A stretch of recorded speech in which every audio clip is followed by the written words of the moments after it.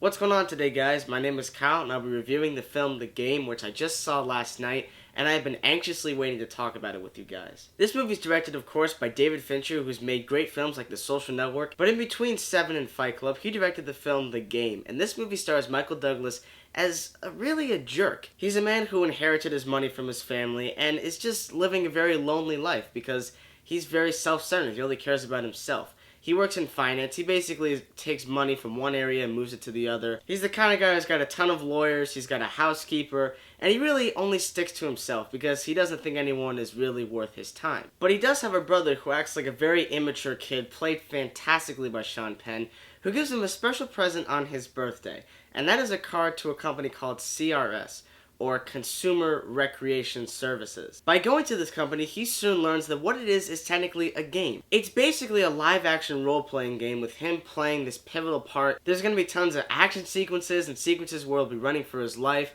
but hey, it's really a game. However, when this game starts toying and messing with his life, he has to decipher what's real and what's not, while also being relentlessly chased by people he doesn't even know. In my mind, The Game, for the most part, and I'll talk about why I said for the most part at the end of this video, this is a well-directed, well-lit, and well-shot movie that just has tension written all over it. This is a very, very suspenseful movie, and I think Michael Douglas does a spectacular job in this film, no doubt about it. His emotionless attitude just adds a lot to his persona because he's very self-centered. Within the first 25 minutes of the movie, you get this strange feeling that something just feels wrong.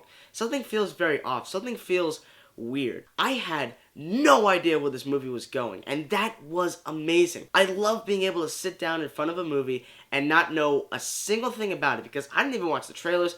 I didn't even see any type of promotional material or even read the IMDb synopsis for this movie. I thought that Sean Penn was just fantastic in this movie. I wish that he had more screen time because his character disappears for a vast majority of the movie. He doesn't show up towards the very end of it. And I felt kind of upset about that because I thought this guy was so great, I felt like we could have seen him more. But I'm telling you guys, by far, my favorite sequence in the entire movie is where he stops at the house and he sees this figure just resting on the ground, basically exactly where his father died when he was 48 years old, which is actually the same age that Michael Douglas' character is. We find out that it's not only a clown, but that there's actually a camera inserted in the eye, and then all of a sudden, as he's watching the TV, the guy turns and looks at him and starts talking to him. Fortunately, though, I was not spoiled, and that sequence just riveted me. It frightened me because it's like this idea seems kind of real even though it's this big role-playing game. There's also a scene involving a taxi cab. I'm not going to spoil what that is if you have not seen the movie, but my god, phenomenal. I absolutely loved it. It was definitely one of the best scenes in the movie. Unfortunately, my biggest issue with this movie is its ending.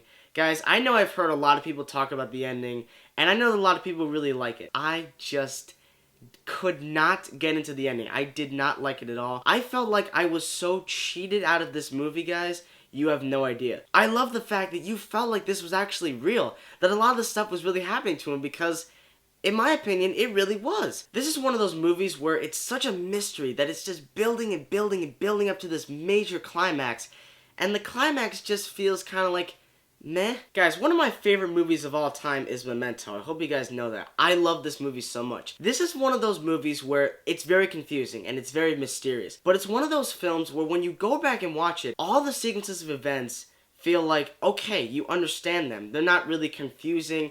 They're not like, well, that doesn't make any sense. However, with the ending to the game, it just doesn't make that much sense when you really think about the rest of the movie. Because I actually wrote down a lot of the sequences that happen in it, and you have to realize that at the end, when it's all really just a game, you have to think back and you're thinking, this guy could have died like 5 to 10 times throughout this movie. I would have liked if we found out that the game was actually real.